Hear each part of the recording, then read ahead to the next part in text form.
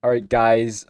I'm here right after the UFC 325 card just happened.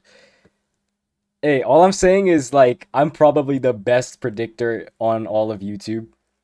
I'm sick as fuck right now, but I was tweaking in my chair this whole card. But as you can see, please consult the graph. We're doing pretty good. I'm going to recap a UFC 325 from the bottom to the top. First, we have Lawrence Louis versus whatever. I didn't watch this fight, so I can't really say anything about it. In this fight, Keiichiro Nakamura, I'm pretty versus Sebastian Sazale. I'm pretty sure this was like a road to UFC. What do you call it? Road to UFC like final. It was interesting. Keiichiro Nakamura had like the good distance where he really didn't stay active, whereas Sebastian really did put on the pressure most of the time. And then Keiichiro found himself losing the first two rounds. He couldn't really do anything.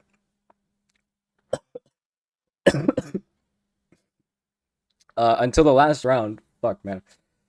The last round, Keiichiro Nakamura, I think he knew that he was losing, so he put on the pressure, and then he found a knee in like the last couple of minutes of the last round. Really good knockout.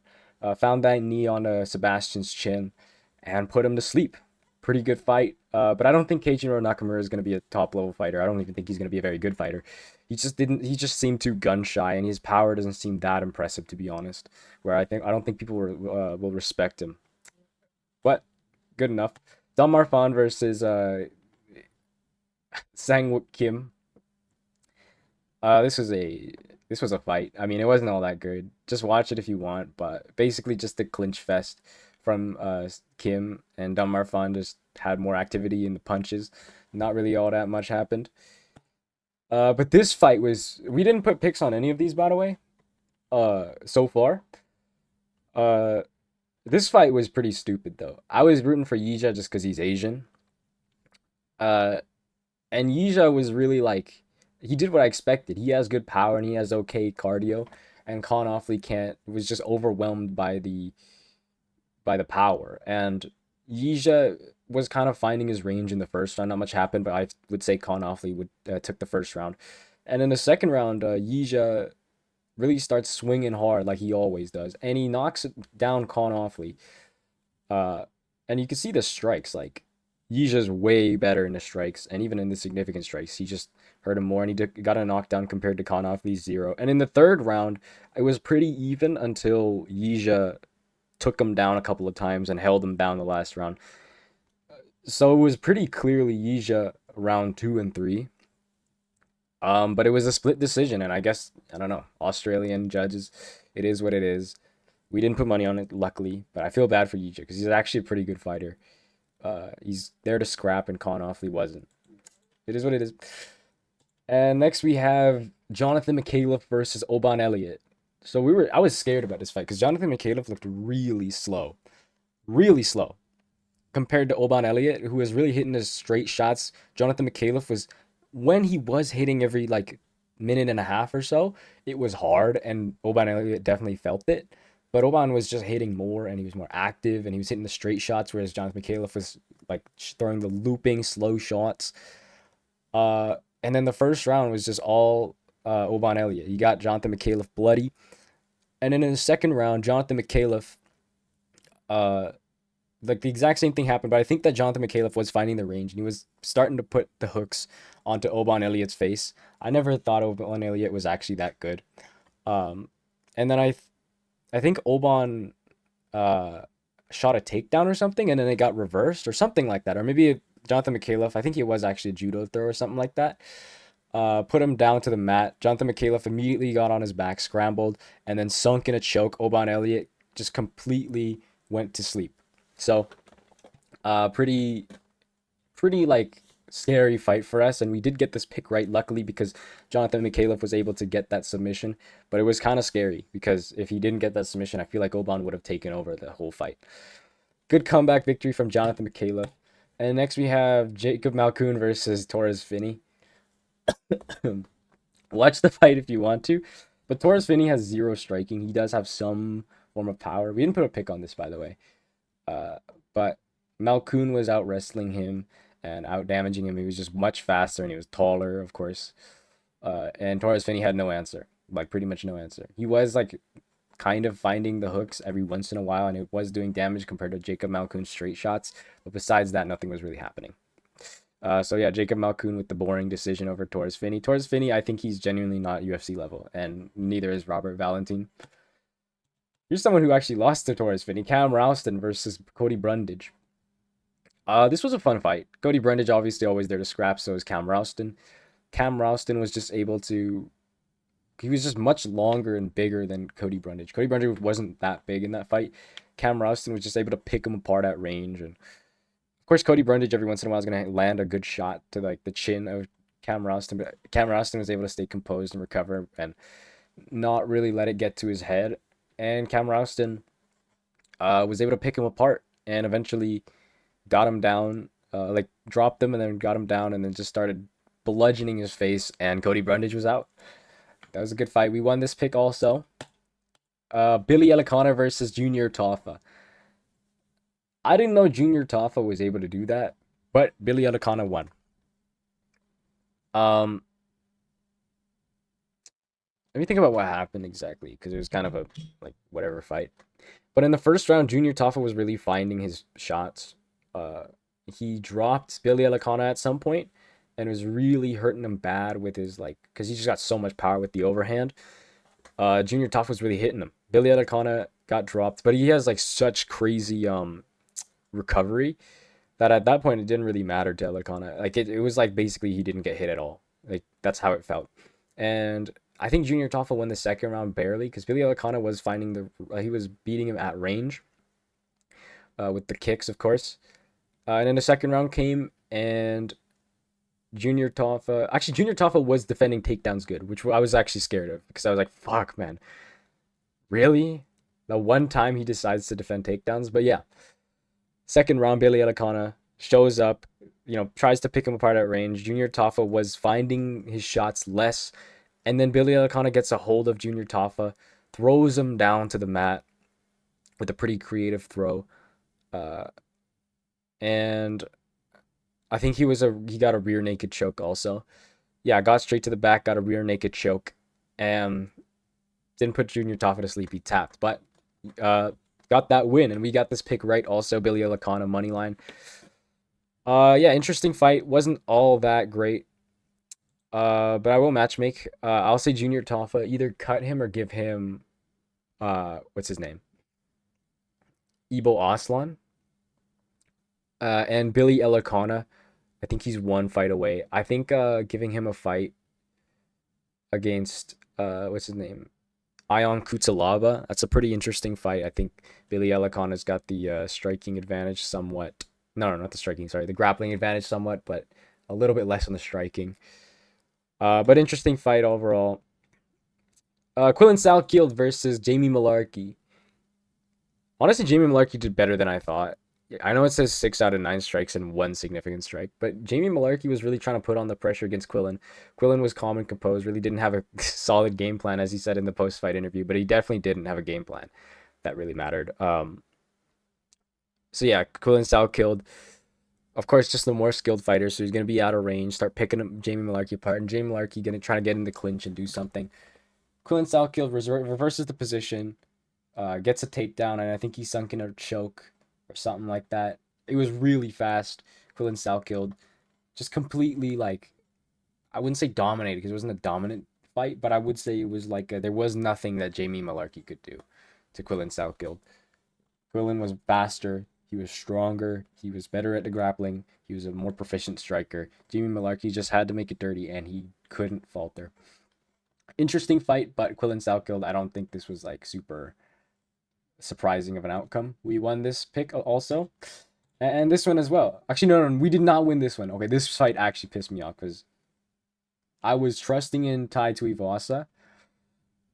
Forgot to matchmake Quillen Salkield, but I think Quillen Salkield should get someone from the rankings. I saw that Renato Moicano just fell out of his last fight, so I'd say Renato Moicano. But this fight, Tai Tuivasa versus Talison Teixeira. Okay, so Talison Teixeira, in the first 2 rounds, he was basically just wet blanketing Tai Tuivasa, not really doing any significant damage. It says significant strikes, but really wasn't all that much. Uh, Taliesin Teixeira is a fucking bitch, first of all, because he was just holding down Tai Tuivasa.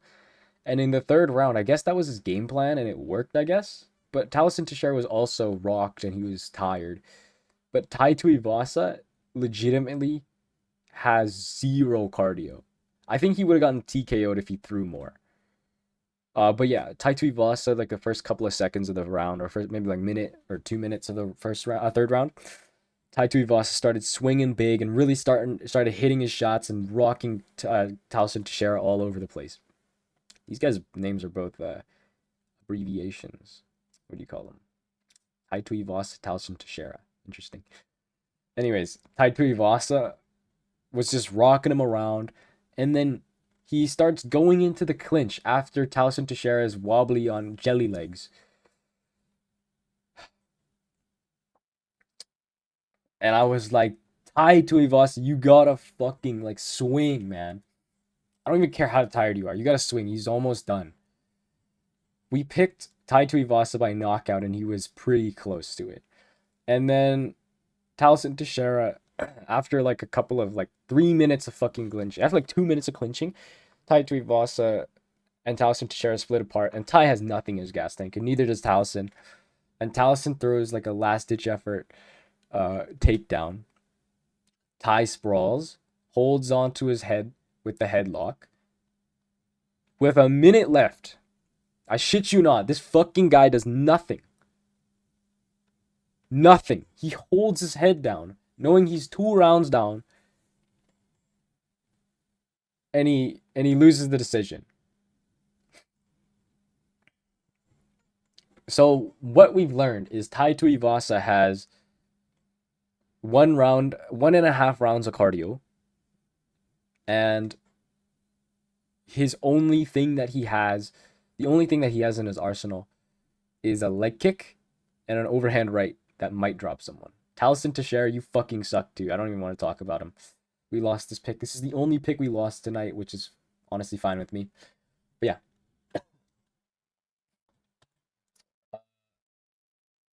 And next fight, Rafael Fiziev versus Mauricio Ruffi. So this was an interesting fight, but it was somewhat of like a chess match where nothing really was happening. Besides, Rafael Fiziev is super fast and he's not very telegraphed in his body kick, so he's hitting the body kick and the leg kick in the first round and even the second round. Mauricio Ruffi, obviously, with that Conor McGregor style, trying to hit the counters, wasn't particularly finding it super well in the first round, but I would score it. So I would score it Rafael Fiziev just barely 10-9 first round. Second round, same story, but Ruffi was finding his timing. He was finding his timing. He was finding the opportunities that came. And Rafael Fiziev, I thought his chin was crazy, but I guess it wasn't all that. Because as soon as Rafael Fiziev overextended a little too much, Mauricio Ruffi found the chin. He was backing up the whole time, but he found the chin. As soon as he found the chin, it was Rafael Fiziev got dropped, and then Mauricio Ruffi was just taking him down, throwing him down, and landing some crazy ground and pound. And that was the fight. Good win by Mauricio Ruffi. Good TKO. I didn't make the last fight because I don't give a fuck. But this fight, I think Rafael Fiziev should fight someone coming up in the rankings also. I kind of want to see him versus like an Alexander Hernandez. That'll be a really funny fight because I fucking hate Alexander Hernandez and I think Rafael Fiziev is way better. Mauricio Ruffi, good fight. I think you should fight someone barely up the rankings though. Unfortunately, like what's his name? Like a Michael Chandler. Maybe not Michael Chandler. Maybe a Paddy Pimblett, honestly. You call that Paddy Pimblett and Conor McGregor, which is, I mean, you're not getting Conor. But I could see Paddy Pimblett. Two interesting fights. And next we won this one also. And this was a double bet. We put down Benoit Saint-Denis, win by money line, and Benoit Saint-Denis by finish. And he won both. So we have Dan Hooker versus Benoit Saint-Denis. I was a little scared for Benoit, but I know that he isn't gonna crumble. Dan Hooker walked into there and was really, really starting to hit his body kicks. And Benoit, it's kind of weird. He has like a chinny everything. Besides his chin, kinda. His chin is pretty alright. But his body's like glass. His legs are like glass. Like, so yeah, Dan Hooker was really chewing up his body, really hitting his body shots with his wiry frame. And Benoit couldn't really get the takedown because Dan Hooker was just defending it way too well with his insane guillotine. Um, so yeah, like the first round, I mean, I'd still give it to Benoit because Benoit was hitting the body kicks, and of course Benoit has way more power. He just walks forward and just puts on the pressure. He's like, there's no way you can't get hit by Benoit, right? Unless you knock him out, which that doesn't happen, right? Even Mauricio Ruffy couldn't even do that. Second round, Benoit immediately on the pressure once again. Just I love how he fights. It's so funny. He just goes in there with his Muppet face, just walks into there, does literally like just walks into his face, the opponent's face, and just starts fucking him up. Tries to goes for double legs, single legs, body kicks, just clinch shots, elbows, everything that he can possibly do to the opponent within a close range. That's what he does. And Benoit uh was eventually able to go get the takedown. Actually, no. I think Benoit took him down once, and then of course Dan Hooker is good at scrambling. He got back up, but then Benoit got him to the fence in a clinch, and Dan Hooker pulls guard, or actually tries to inside trip him, and he gets on bottom position in mount. Benoit's got him in mount, uh, and then Benoit really like just starts raining down elbows, and once the elbows come, then the opportunities for a head and arm choke comes. And Benoit, I don't even know how he didn't like Dan Hooker's crazy for not tapping to that, but the head and arm choke was there, and it was sunk in. If it was like a couple inches away, if Benoit was able to like scoot his body a couple inches to the left, he would have been able to win. But it didn't happen. Benoit Santini, uh, started raining down elbows after the what do you call it? The head and arm choke failed, and really started smashing his face in. And Dan Hooker had he had nothing. He had no answer. Um, but yeah, that's literally just what happened. Benoit with the win. Of course, we got 2 picks right for this because we fucking love Benoit Santini. Dan Hooker, I'm gonna say you should fight someone like I don't even know. I think he might need to like have a layoff. To be honest with you, he's just had so much damage in his last 2 fights. I don't think he can like do this for much longer. I think he needs to reassess, come back, and maybe look for a retirement fight. I love Dan Hooker. He's a great fighter, but it's tough seeing that, man. Benoit Santini, man, I'm gonna say give him the loser of Max Holloway versus Charles Oliveira. I think he's ready. I think he's ready for Charles Oliveira. Benoit is not particularly durable except for his chin, kind of. And of course, he's a good grappler, and I think that's a perfect style to have a fun fight with Charles Oliveira. But yeah, good fight. That's the co-main event. Main event: Alexander Volkanovski versus Diego Lopez. We won this one. We won 2 bets. Alexander Volkanovski money line, which is obviously like 1.65x, pretty chill. But then we said Alexander Volkanovski by unanimous decision. Alexander Volkanovski by unanimous decision. That was an 18x, and I was just like, I was in awe, honestly, seeing that. I was like, how is that an 18x? It doesn't make any sense. I will say that Diego Lopez did not change his game plan at all. He didn't do much different, and he literally didn't do anything to Volk. It was a fight. It was not fun. It was pretty boring. The only fun part was the fact that Volk beating the fuck out of Lopez and we're making money. But it wasn't all that fun in hindsight. Um, Volk was just the better fighter there. He was hitting his left hooks and his jabs more. And he actually did go for a takedown a couple times, and he was controlling Lopez anytime like it was down to the ground for the most part. But besides that, Lopez couldn't find his shot. You simply couldn't. He dropped him like a mini knockdown once. It was like a short right hook when Alexander Volkanovski landed like 1,000 more like hard shots. Uh, but yeah, that one round, it was when Diego Lopez dropped Volk for like a tiny second. It was he got him down to one knee. But nothing else. There was nothing else of consequence that Lopez hit, and of course he's got a crazy chin, so it ain't gonna happen with Volkanovski. But yeah, that was the fight. It was just Volk just picking him apart. It was a 50-45, 49-46 if you really want to count Lopez hitting his shots in one of the rounds. I don't remember which one, but it happened. But besides that, we won so much money. Let's go back to the spreadsheet real quick. We're at a 48% increase, which is, I believe, a 30% increase from the start of the year. Let me see, actually. The start of the year, we had, this number right here. 18.6, 18.7% increase from the beginning of the year. Or let's just call this 0%. 0% from the beginning of the year, and to now we have 30% increase from the beginning of January 2026. We are making so much money this year. It's not even funny. Like, we're just going insane. But yeah, that was UFC 325. This year's going to be great, and like I've said before, I've made a significant amount of money with this.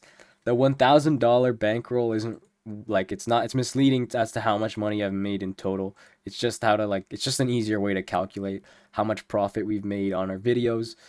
But I'll just say I've made a significantly more amount of money than starting with $1,000. All right. But yeah, Volkanovski, our fucking moneymaker. I forget to matchmake Volkanovski. Let's just do that real quick. Diego Lopez, I think he should. I don't think he should run back Gene Silva, but I think he should fight. What's his name? Fuck, who should he fight? I don't know. I think he should fight probably like the loser of Lerone Murphy.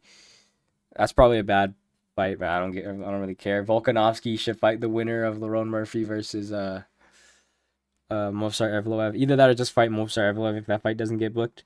Actually, yeah, if the fight doesn't get booked, then Diego Lopez versus Lerone Murphy and Movsar Evloev versus Volkanovski. That sounds like a no-brainer to me. But yeah, that was UFC 325. We made so much money. I'm so excited for the rest of the year. Bye-bye.